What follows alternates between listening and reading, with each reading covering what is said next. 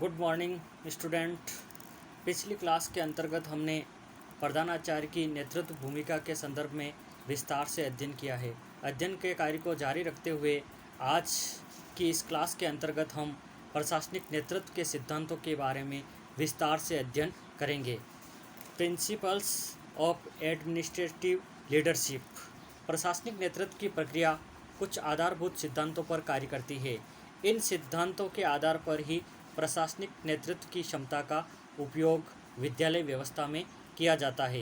प्रशासनिक नेतृत्व के अंतर्गत जितनी भी गतिविधियों को संपादित किया जाता है उसके मूल में अनेक सिद्धांतों को अपनाया जाता है। प्रशासनिक नेतृत्व की व्यवस्था के प्रमुख सिद्धांतों का विस्तार से अध्ययन हम इस प्रकार से कर सकते हैं। पहला सिद्धांत है नियोजन का सिद्धांत, प्लानिंग। प्रशासनिक नेतृत्व का प्रमुख सिद्धांत नियोजन होता है। इसमें प्रधानाध्यापक द्वारा नेतृत्व करने के लिए अनेक विविध परिस्थितियों का विश्लेषण किया जाता है। परिस्थितियों के अनुरूप ही योजनाओं का निर्माण किया जाता है।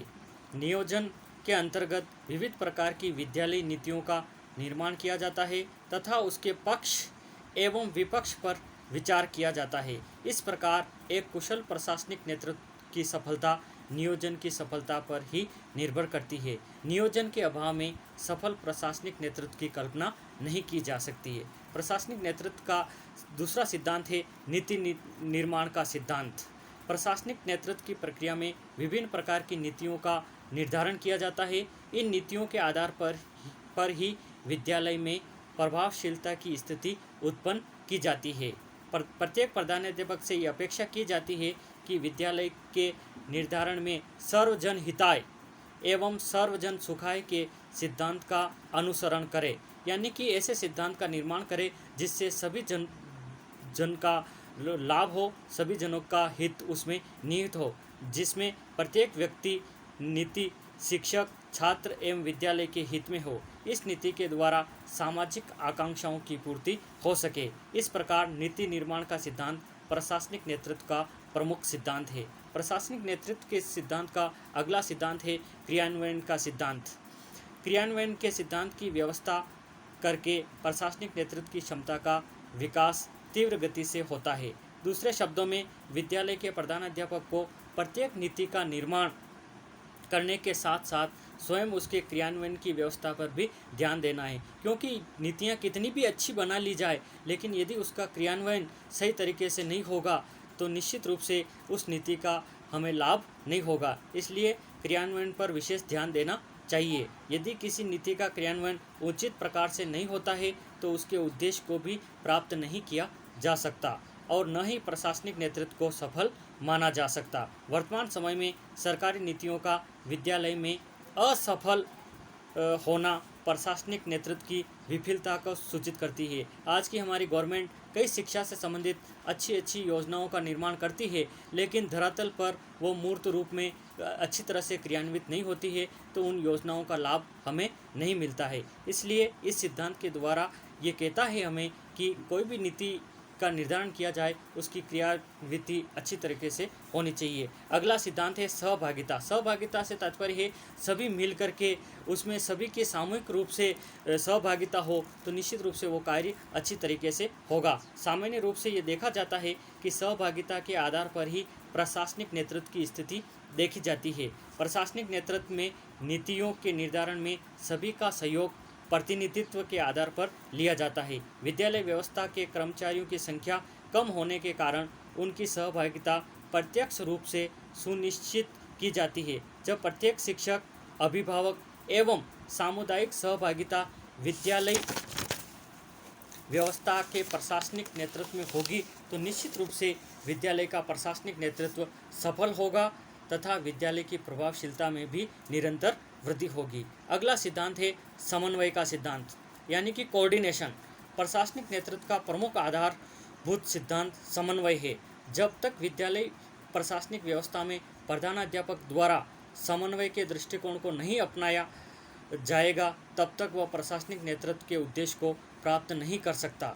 जैसे प्रधानाध्यापक द्वारा जब किसी नीति का निर्धारण किया जाता है तो उस नीति का विरोध भी हो सकता है। इस विरोध को समाप्त करने के लिए उसके द्वारा समन्वयवादी दृष्टिकोण का सहारा लिया जाएगा, क्योंकि कभी कभी विद्यालय के अंदर कुछ अच्छी योजना को ध्यान में रखते हुए उसको बनाया जाता है, लेकिन कुछ व्यक्ति ऐसे होते हैं कि जो उनका क्या करते हैं, विरोध करते हैं। तो यदि अच्छा प्रधान अध्यापक होगा तो वो अपने समन्वयवादी दृष्टिकोण के द्वारा उन व्यक्तियों को भी इस योजना में सम्मिलित कर लेगा, इसके जिससे एक और विरोध की समाप्ति होगी तो दूसरी ओर प्रशासनिक नेतृत्व की सफलता सिद्ध होगी। अगला हमारा सिद्धांत है व्यापकता का सिद्धांत। व्यापकता का सिद्धांत का तात्पर्य है कि कोई भी योजना और नीति का निर्धारण किया जाता है तो उसमें व्यापकता का गुण निहित होना चाहिए। अनेक अवसरों पर यह देखा जाता है कि विद्यालय में प्रशासनिक नेतृत्व की क्षमता एक व्यक्ति में विद्यमान होती है, परंतु उसका प्रभाव विविध क्षेत्रों में होता है। जैसे एक प्रधानाध्यापक की नेतृत्व क्षमता या प्रशासनिक नेतृत्व के कारण विद्यालय का प्रत्येक कार्य सफल रूप में संचालित होता है। कक्ष में प्रबंधन की स्थिति सर्वोत्तम होती है।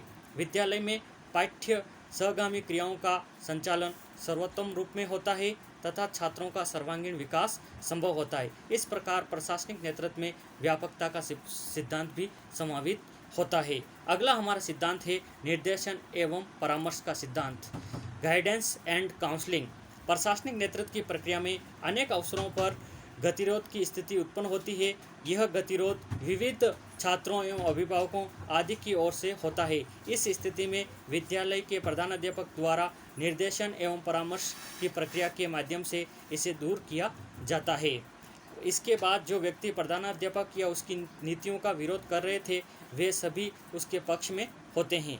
इस प्रकार निर्देशन एवं परामर्श की योग्यता के आधार पर प्रशासनिक नेतृत्व की क्षमता विकसित होती है। इसलिए इसके प्रमुख सिद्धांतों में निर्देशन एवं परामर्श को सम्मिलित किया जाता है। इसके अभाव में प्रशासनिक नेतृत्व संभव नहीं हो सकता। तो इस तरह से प्रशासनिक नेतृत्व में निर्देशन एवं परामर्श का भी महत्वपूर्ण स्थान होता है। अगला सिद्धांत है प्रबंधन का सिद्धांत, प्रिंसिपल ऑफ मैनेजमेंट। प्रशासनिक नेतृत्व की क्षमता के विकास हेतु शिक्षक में प्रबंधन योग्यता का होना आवश्यक है, क्योंकि प्रबंधन के सभी सिद्धांत प्रशासनिक नेतृत्व से संबंधित होते हैं। प्रशासनिक नेतृत्व की प्रक्रिया में भौतिक एवं मानवीय संसाधनों को प्रबंधित किया जाता है। मानवीय संसाधनों में विद्यालय के शिक्षक, कर्मचारी एवं छात्र सम्मिलित होते हैं। वर्तमान समय में अभिभावक एवं समुदाय के व्यक्तियों को भी इसमें सम्मिलित किया जाता है। इन सभी को उनकी रुचि एवं योग्यता अनुसार परिस्थितियां उपलब्ध कराकर प्रधान अध्यापक का दायित्व है कि जो प्रबंधन योग्यता से विकसित होता है। इस प्रकार प्रशासनिक नेतृत्व के प्रमुख सिद्धांत के रूप में प्रबंधन के सिद्धांत को स्वीकार किया जाता है। अगला हमारा सिद्धांत है संगठन का सिद्धांत, प्रिंसिपल ऑफ ऑर्गेनाइजेशन। संगठन के सिद्धांत को भी प्रशासनिक नेतृत्व का प्रमुख सिद्धांत माना जाता है। अनेक अवसरों पर यह देखा जाता है कि विद्यालय में समान सामग्री एवं समान शिक्षकों की संख्या उपलब्ध होने पर कुछ विद्यालयों की प्रभावशीलता अधिक होती है, छात्रों का अधिगम स्तर अधिक होता है। उसके मूल में उस विद्यालय के प्रधानाध्यापक द्वारा प्रत्येक भौतिक एवं मानवीय संसाधनों को संगठित करते हुए उपयोग में लाया जाता है। प्रत्येक सामग्री का सर्वोत्तम उपयोग तथा मानवीय संसाधनों की क्षमता का सर्वाधिक लाभ लिया जाता है। इससे उस प्रधानाध्यापक की प्रशासनिक नेतृत्व क्षमता सर्वोत्तम रूप में विकसित होती है। अगला हमारा सिद्धांत है आदर्श व्यवहार का सिद्धांत, प्रिंसिपल ऑफ आइडियल बिहेवियर। सामान्य रूप से देखा जाता है कि प्रशासनिक नेतृत्व की योग्यता रखने वाले व्यक्तियों का व्यवहार आदर्श रूप में होता है।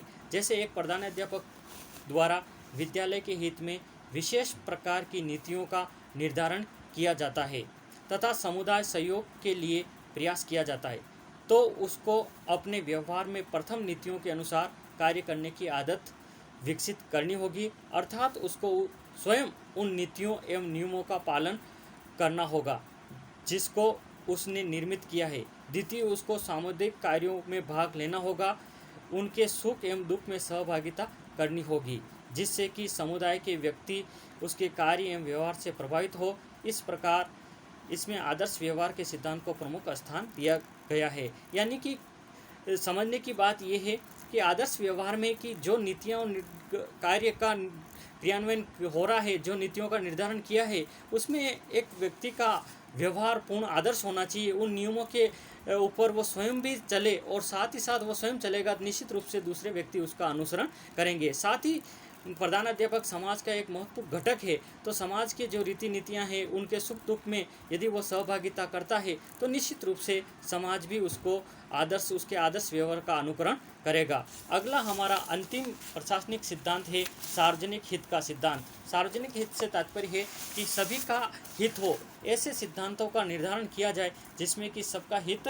निहित हो, सबको उसका लाभ मिले। सार्वजनिक हित के सिद्धांत को प्रशासनिक नेतृत्व का प्रमुख सिद्धांत माना जाता है, क्योंकि इसमें सार्वजनिक हित के लिए जब नीतियों का निर्माण किया जाता है या कार्य किया जाता है तब जनता में विश्वास उत्पन्न होता है।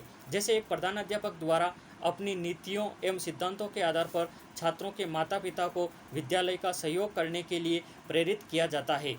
शिक्षकों को शिक्षण करने की विविध विधियों के प्रयोग के लिए प्रेरित किया जाता है। छात्रों के लिए अधिगम गतिविधियां उपलब्ध कराई जाती है। इस प्रकार की स्थिति में प्रत्येक व्यक्ति ये समझता है कि प्रधानाध्यापक द्वारा किए जाने वाले कार्य सार्वजनिक हित में है।